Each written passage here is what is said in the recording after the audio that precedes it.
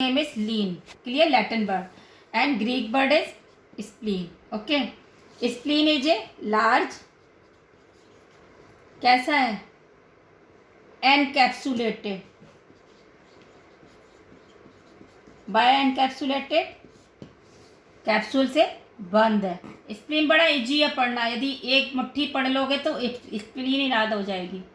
ये पंच है ना, यही है स्प्लीन, पूरा पढ़ने में बड़ा इजी है, ठीक है। और जब एक खुल जाएगी तो इसका बैड हो जाएगी। ये है स्प्लीन। तो एनकैप्सुलेटेड है, बंद है पूरी, डक्टलेस है। जैसे पैनक्रियाज में आगे पढ़ोगे तो डक्ट है, इसमें डक्टलेस है, डक्टलेस। स्प्लीन ब्लड बैंक कहते हैं, second name is blood bank भी है। तो क्यों कहते हैं? क्योंकि हाईली वैस्कुलर है, हाईली वैस्कुलर है। इसे हीमोलिम्फ ऑर्गन भी कहते हैं, बिकॉज हीमेटिक और लिम्फेटिक सिस्टम दोनों कंसर्न करते हैं इसमें। हीमोलिम्फ ग्लैंड, इसका second name is haemolymph gland. Highly vascular इसीलिए ब्लड बैंक है। Haemolymph gland because concern in between the haemopoietic and lymphatic system. अपना अपना ऑडियो प्लीज क्लोज करो। This is a complex mass of vascular, complex mass है of vascular and lymphatic system. क्या introduction में आएगा? Spleen is a Greek word, spleen, Latin word is lien, large encapsulated ductless gland, highly vascular, blood bank, second name is blood bank also, hemolymph gland, hemolymph gland because hemopoietic and lymphatic system से concern करता है, complex mass of vascular and lymphatic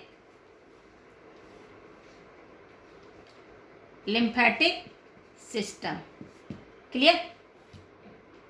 It's a introduction of spleen. Spleen is a soft, blood भरा हुआ है, lymph भरा हुआ है तो सॉफ्ट होगा, लिवर की तरह हार्ड तो नहीं है, सॉफ्ट और वेरी कैसा है, friable.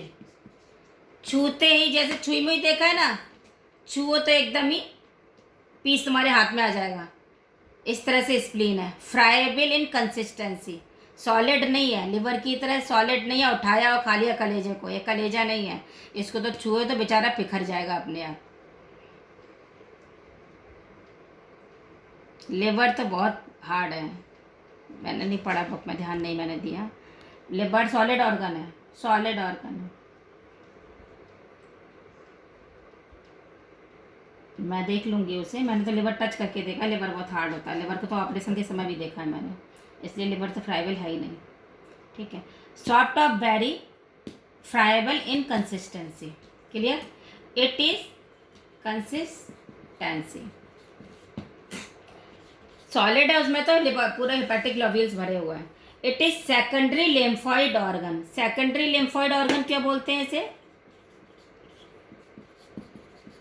lymphoid organ because lymphatic channel याद है, आरबीसी और लिम्फोलिकोसाइट फॉर्मेशन कहाँ होता है? Leucocyte during the infant foetus life, some time spleen में फॉर्मेशन होता है, लेकिन बाद में बोन मैरो में होता है, थाइमस में होता है। क्लियर है? लिकोसाइट का फॉर्मेशन कहाँ होता है? थाइमस या बोन मैरो। लिकोसाइट पढ़े हैं, लिकोसाइटोसिस कहाँ होती है? ठीक है, लिकोसाइट फॉर्मेशन यहाँ होगा। तो ये कौन से ऑर्गन है? Primary organ, primary lymphoid organ, ठीक है। लेकिन इनका जब चैनल चलता है वो लिम्फ नोड और स्प्लीन के अंदर चलता है, इसलिए this is A secondary lymphoid organ. Clear? That's why it A secondary lymphoid organ, क्योंकि इसमें फॉर्मेशन नहीं होता, एक ऑर्गन बना हुआ माल को बेचता है, बनाता नहीं है, फैक्ट्री नहीं है। क्लियर है? तो बोन मैरो और thymus is a factory, T bone बनेगा, बी लिम्फोसाइट बनेगा, leucocyte, but secondary lymphoid organ is क्या है? Spleen is secondary lymphoid organ. It is a largest lymphoid organ, secondary है बट लार्जेस्ट है, क्योंकि जितने भी ग्लैंड है हमारी, लिम्फेटिक ग्लैंड है, जितने भी लिम्फ नोड है वो सब छोटे हैं, इस रीजन से लार्जेस्ट है, largest lymphoid organ. Clear?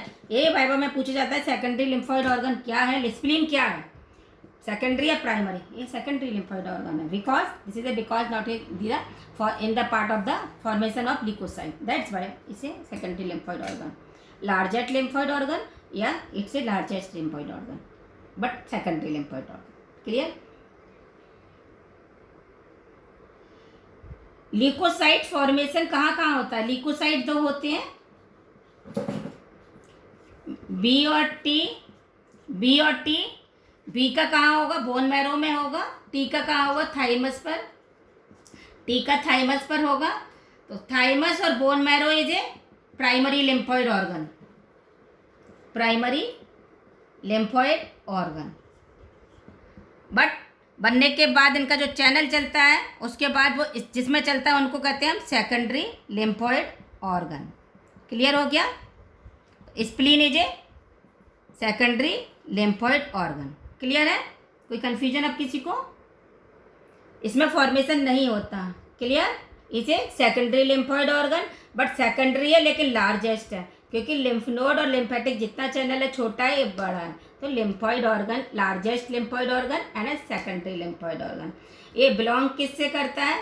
Reticulo endothelial system से, इसीलिए ये डिफेंस ऑर्गन में काम करता है। काट दीजिए। Second reticuloendothelial system belong to reticuloendothelial system. Clear है? It belong to reticulo endo, lymphoid organ है तो नॉर्मल सी बात है, रेटिकुलो एंडोथीलियल सिस्टम है, belong to reticuloendothelial system. It play important role in defence mechanism also, defence mechanism में work करेगा। Clear हो गया? It connected to blood vessels and lymphatic organ, and ये क्या करता है ह्यूमन बॉडी में? Lymph cell forming organ in foetal life में, फीटल लाइफ में लिम्फ सेल फॉर्मेशन करता है, but in adult life it not the part in the, it a graveyard of the RBC. इसका सेकेंड नेम एक और blood bank भी है, एक ना है। हेलो, नाम में पूछ रहे थे, belong to reticuloendothelial system की बात। दोबारा करो प्लीज, अब आवाज नहीं आ रही आपकी। हाँ बोलो बेटे। Hello,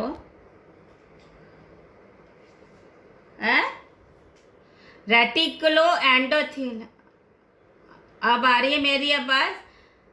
belong to reticuloendothelial system, belong to reticuloendothelial system. इस रीजन से डिफेंस मैकेनिज्म सिस्टम पर भी वर्क करेगा। लिम्फेटिक है ना, लिकोसाइट है तो नॉर्मल सी बात है, मैक्रोफेज होंगे, डिफेंस होगा, स्कैवेंजर होंगे, सारा कुछ तो है इसके पास, फिर डिफेंस मैकेनिज्म में काम नहीं करेगा ये। टी लिम्फोसाइट डिफेंस में नहीं काम करेगा। ये जब पूरा इनमें इम्यूनिटी पढ़ी है कि नहीं पढ़ी है आप लोग ने? फिजियो पढ़ा? फिजियो में इम्यूनिटी पढ़ेंगे तो रेटिकुलो एंडोथेलियल सिस्टम नहीं पढ़ा।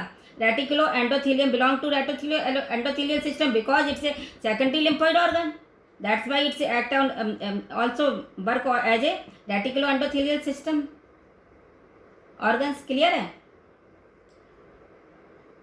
और इसी रीजन से रेटिकुलो एंडोथेलियल सिस्टम से काम करे, इसलिए डिफेंस मैकेनिज्म बॉडी भी है ये, इसे हम डिफेंस मैकेनिज्म बॉडी भी कह सकते हैं।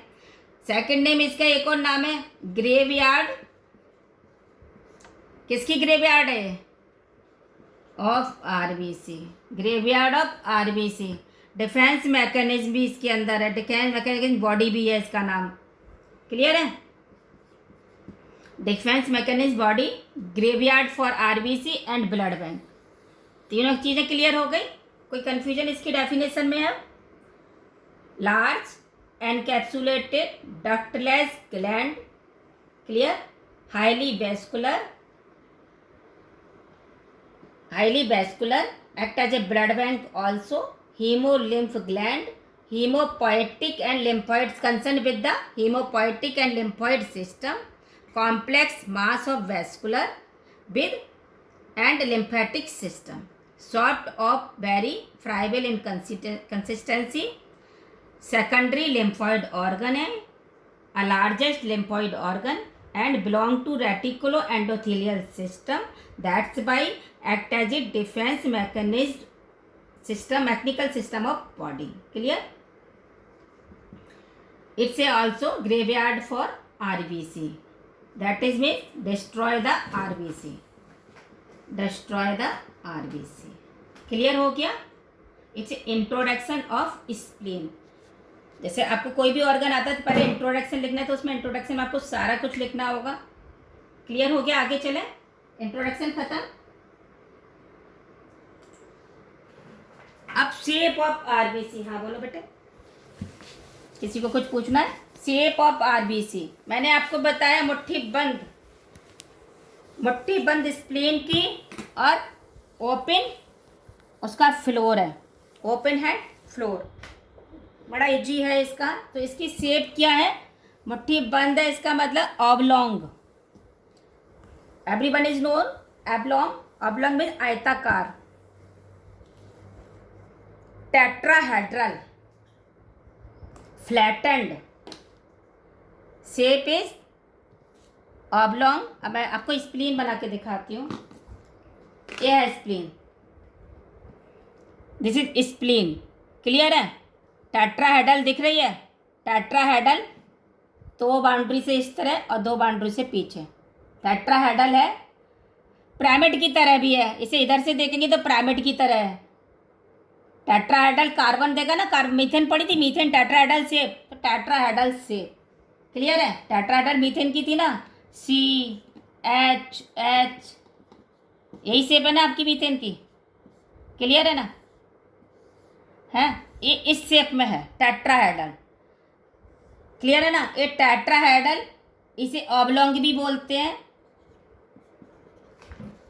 Oblong tetrahedral.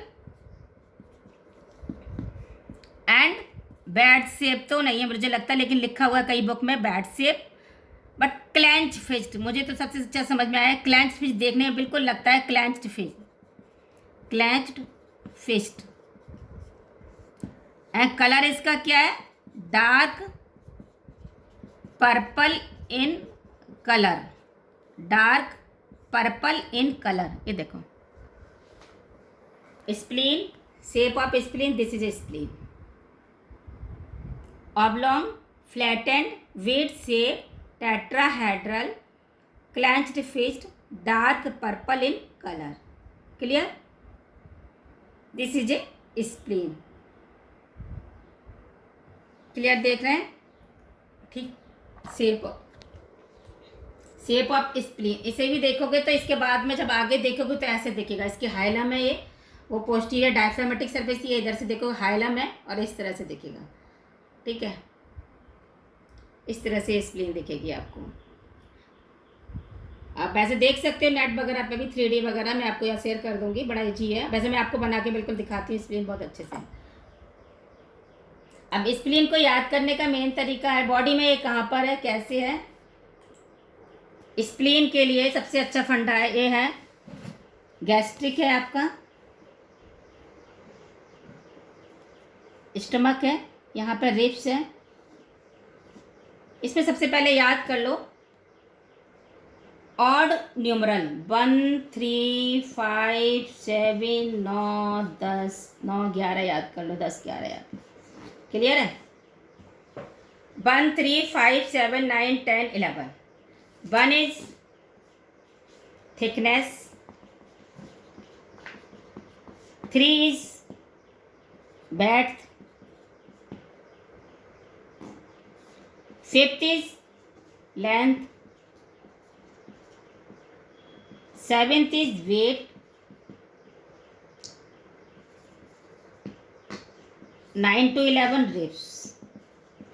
ये लिख लो, याद कर लो, बड़ा याद करने का बिल्कुल सही तरीका है ये। तो 9, 10th, 11 रिप्स के ऊपर स्प्लीन पड़ी हुई है, बैड शेप की है। तो किस तरह से टेट्राहेड्रल, यूं करके। क्लियर है? ये हाइलम होगा, इस तरह से स्प्लीन पड़ी हुई है। क्लियर हो गया इस पर? अब ये कैसे पड़ी है, बॉडी को मैं दिखाती हूँ। ये थिकनेस है इसकी 1, ये सब इंच में, 1 inch, 3 inch, 5 inch and 7 ounce. Clear? और 9, 10 रिप्स। क्लियर है?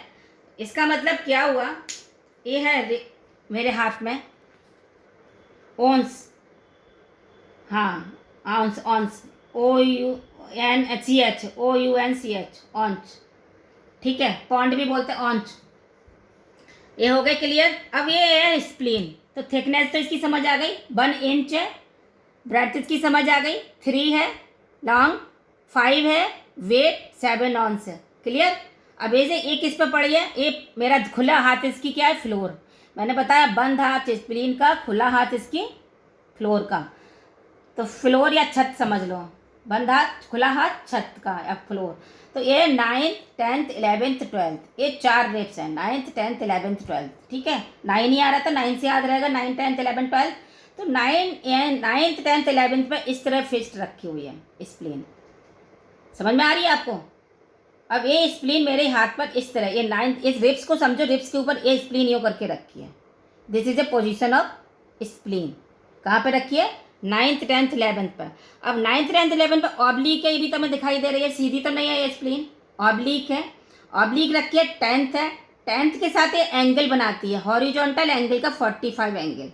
एक्सिस इसकी हॉरिजॉन्टल से यदि हम करेंगे तो 45, हॉरिजॉन्टल से ऊपर खींचेंगे तो 45। तो मैं आपको दिखाती हूँ ये याद करने का पूरा तरीका, जैसे कि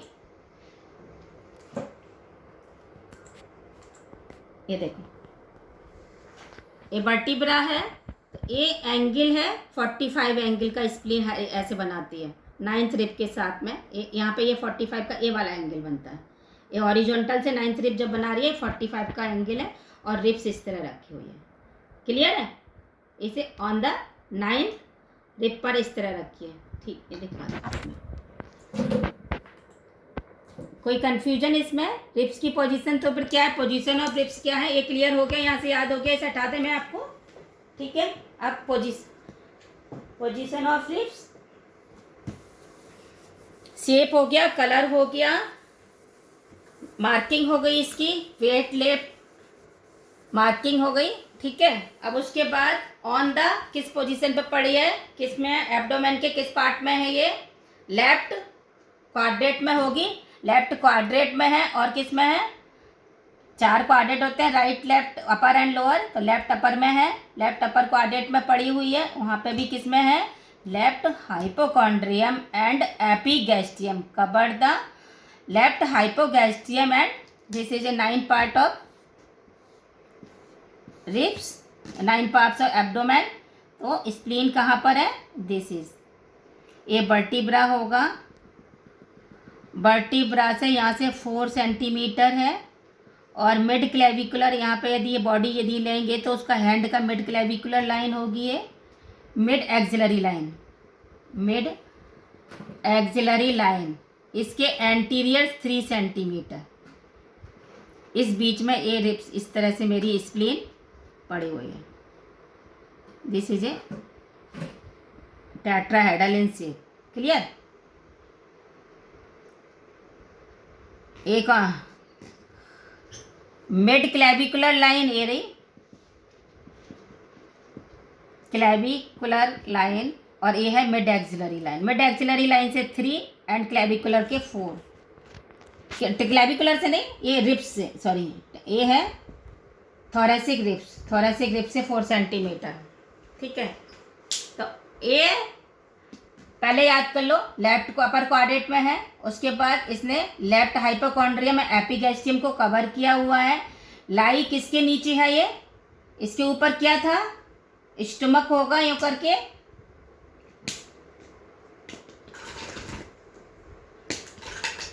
स्टमक किसके ऊपर है, lie just beneath the left half of diaphragm, यहां से नीचे से डायफ्राम होगा और यहाँ पे एब्डोमेन होगा।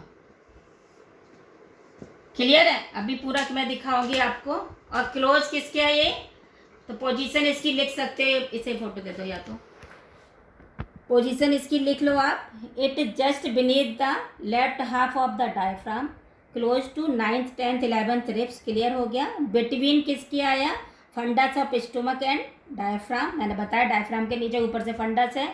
और pleural cavity separate spleen and diaphragm from the ribs, spleen and, ठीक है?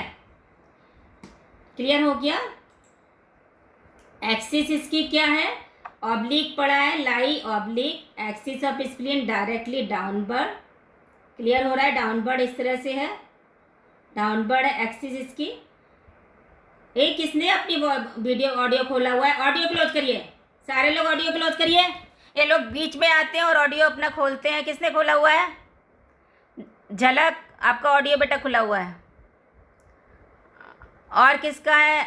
झलक, ऑडियो क्लोज करो, मैंने बंद कर दिया, तुम्हारा म्यूट नहीं हुआ, ऑडियो क्लोज करो, आपका वॉइस आ रही है बीच में।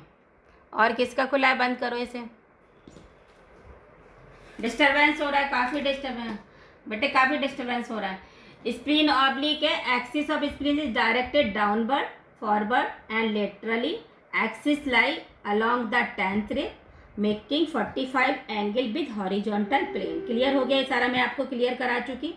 अब अभी जो मैंने आपको बताया था, posterior border is approximately 4 centimetre from the mid line at the level of 10th thoracic vertebra. अभी जो बताया 10th thoracic वर्टिब्रा से ये 4 सेंटीमीटर है पोस्टीरियर बॉर्डर, और ये एंटीरियर बॉर्डर इसका यहाँ से मिड एक्सिलरी लाइन से 3 सेंटीमीटर एंटीरियर। क्लियर है? It's a position of spleen. हो गया क्लियर? ये देखो इस तरह रिब्स के ऊपर स्प्लीन पड़ी हुई है। क्लियर है? ये 9th 10th 11th, ठीक।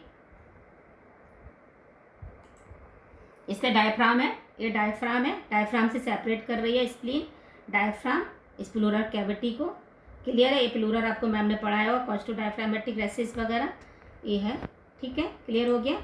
ये इस बैक में यदि देखोगे पोजीशन इसकी स्प्लीन की, तो यहाँ पे मिलेगी just below the scapular angle, पढ़ा है? Just below the, running out time हो गया क्या? अभी 10 मिनट। अच्छा, इसके बाद इसके एक्सटर्नल फीचर्स, ये हो गया, लोकेशन हो गई क्लियर इसकी। अब यदि इसका लोकेशन एक्सटर्नल फीचर क्या,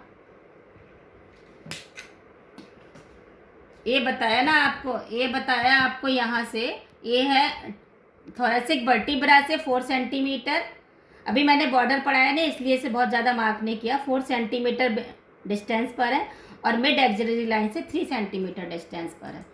क्लियर है? ये स्लाइड आपकी, ये दिखा दीजिए इसको, ये ना, posterior border is approximately 4 centimetre from the mid line at the level of 10th thoracic vertebra spine and it extend about 3 centimeter anterior to mid axillary line। Clear हो गया? अब आ जाते हैं हम इसके, इस पर आ जाए, अब हम इसके आएंगे किस पर, एक्सटर्नल फीचर्स। एक्सटर्नल फीचर्स इसके क्या क्या है? स्प्लीन का देखा तो मैंने ये दिखाया आपको, स्प्लीन का यदि एक्सटर्नल फीचर्स याद करने का तरीका है,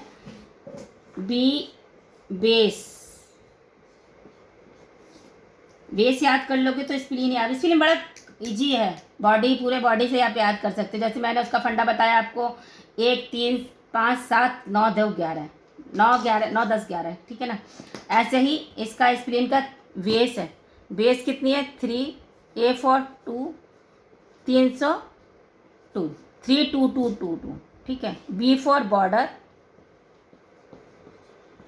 A for angle, S for surface और E फॉर एंड। क्लियर हो गया? तो इसके अंदर बॉर्डर कितनी है, 3, एंगल कितने हैं, दो एंगल, क्लियर है। सरफेस कितनी है, दो, एंड कितने हैं, दो। क्लियर हो गया। कितने हैं इसके अंदर, base, B for border, A for angle, S for surface, S for surface, E for end. Clear है। अब यदि मैं स्प्लीन बनाऊंगी तो अपने बॉडी इस तरह से,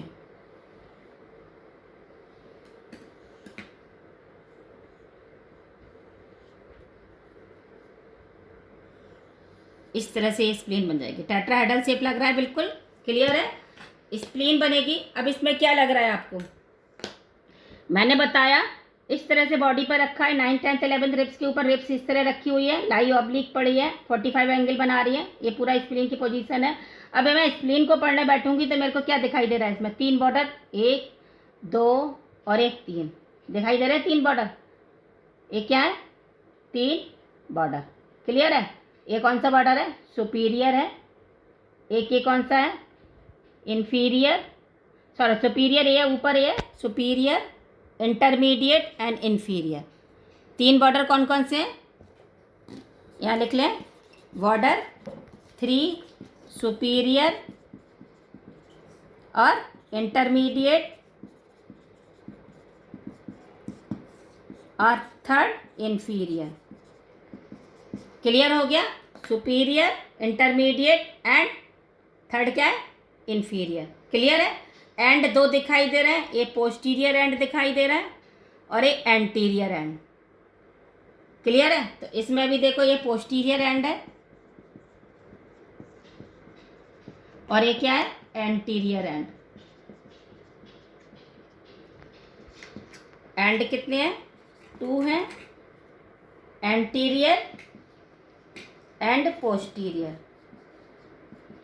अब पोस्टीरियर एंड जो है वो कैसा है, राउंड है, राउंड है ना। और एंटीरियर एंड ऐसे लग रहा है जैसे बॉर्डर है। Anterior and just like a border, anterior and just like a border. Clear है। कोई कंफ्यूजन, देख के यदि फिक्स कर लोगे तो तुम्हें बिल्कुल हर चीज याद हो जाएगी। Anterior and just like a border, posterior and round. Clear है। अब यदि एंटीरियर एंड देखोगे मेरी बॉडी से, कहाँ लेटरल है, पोस्टीरियर एंड मीडियल है। तो posterior and second name is medial side, medial and भी बोलते हैं, पोस्टीरियर को मीडियल भी बोलते हैं। क्लियर लग रहा है, कोई कंफ्यूजन। और एंटीरियर को लेटरल। क्लियर है, ठीक है ना। इसमें भी तुम देखोगे, ये देखो पोस्टीरियर कैसा है, राउंड है, और एंटीरियर कैसा है, ये बॉर्डर जैसा लग रहा है, ठीक है। और ये राउंड है और ये जस्ट मीडियल है और ये लेटरल है। ये भी दिखाई दे रहा है, बॉडी है, ये लेफ्ट साइड है, ये राइट साइड है। क्लियर है, ठीक। अब इसमें हम देखेंगे कि हमको इसमें, ये तो हमारा बॉर्डर एंटीरियर एंड हो गया, पोस्टीरियर। बॉर्डर कितने दिखाई दे रहे हैं इसके अंदर तुम्हें, एक तो ए से भी ये पूरा अच्छे से बनता है ऐसे, this is A superior border. मैंने बॉर्डर आपको बताया, ये है इसका बॉर्डर, आपको 3 बता दिए, सुपीरियर, इंटरमीडिएट एंड इन्फीरियर। तो ये क्या है, सुपीरियर बॉर्डर है, ये कौन सा है, इन्फीरियर बॉर्डर है। और इनके बीच में यहाँ कहीं होता है इंटरमीडिएट बॉर्डर, इन बिटवीन। तो जो इंटरमीडिएट बॉर्डर है वो कहाँ होगा, ये तो इन्फीरियर है, ये इन्फीरियर है, ये इंटरमीडिएट है, ये सुपीरियर है। तो सुपीरियर और इंटरमीडिएट के बीच में ये क्या है, hilum. This is A hilum. कहाँ पर है हाइलम, सुपीरियर और इंटरमीडिएट के बीच में। और ये 2 नॉच सी बन रही हैं। अपने देखना, अपने हाथ में जो थंब होता है ना, जिसमें रामदेव बाबा जिसको बोलते हैं, ये पॉइंट है, हाथ को देखो, इस वाले पॉइंट को, अंगूठे के जस्ट नीचे। तो यहाँ 2 नॉच सी बन रही है, ऐसे आ जाएगी ये नॉच। तो सुपीरियर बॉर्डर पे ये 2 नॉच होती हैं। क्लियर है। अपने हाथ बना के देखो, 2 नॉच दिखेंगी। ये 2 नॉच है, कहाँ पर है, सुपीरियर बॉर्डर के ऊपर। क्लियर हो गया। तो 2 नॉच कहाँ पर है, ये सुपीरियर बॉर्डर के ऊपर। This is A notch. कहाँ पर है? सुपीरियर बॉर्डर के ऊपर। ठीक है, क्लियर हो गया आगे है? स्प्लीन एंड हो गया, एंगल। अब इसके एंगल होते हैं, और एक और border, surface, angle and. Surface हो गया, बॉर्डर हो गया, सरफेस। सरफेस इसमें कितनी है? कितनी सरफेस दिखाई दे रही है? ये तो इंफीरियर बॉर्डर है, ये इंटरमीडिएट बॉर्डर है, सुपीरियर बॉर्डर है। मेरे को पीछे मेरी बिल्कुल चिकनी देखो, डायफ्रामेटिक सरफेस दिखाई दे रही है, ये डायफ्रामेटिक। और इधर इरेगुलर कॉनकेव, ये देखोगे तो कॉनकेव होती है, हाइलम से इधर से देखोगे तो इधर डायफ्रामेटिक है, कॉन्वेक्स है। तो एक तो है डायफ्रामेटिक सरफेस जो कॉन्वेक्स है, डायफ्रामेटिक सरफेस एक ऐसी है कॉन्वेक्स, और दूसरी क्या है? Visceral surface. विसरल सरफेस एक ऐसी है कॉनकेव। क्लियर हो गया? Visceral surface, diaphragmatic surface, 2 surface हो गई। अब हम आते हैं इसके एंड पर। एंगल। एंगल कितने हैं इसके? देखो, ये बॉडी पे, इसके रिप्स पे पड़ा हुआ है, तीनों रिप पर। तो ये इंफीरियर बॉर्डर जो है ना, ये एंटीरियर एंड और इसके बीच में है, इंफीरियर बॉर्डर के बीच में है जो एंगल बना, this is a posterior basal angle. And ऊपर जो बनेगा ये angle posterior anterior basal angle. 2 angle होते हैं, कौन कौन से?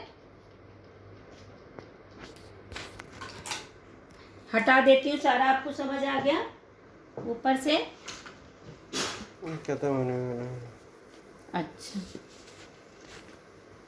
स्प्लीन समझ आ रही है? कोई कंफ्यूजन किसी को? आप बड़ा इजी है स्प्लीन, तो लोगों को सारा याद हो जाएगा, कभी भूलने की जरूरत नहीं है इससे।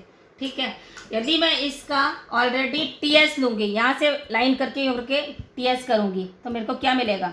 डायफ्रामेटिक सरफेस पूरी मिलेगी इस तरह से, और अंदर से देखूंगी तो इस तरह से मिलेगा।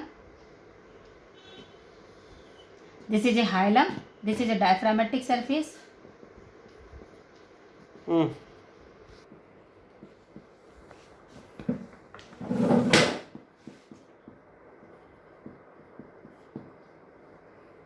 ठीक है।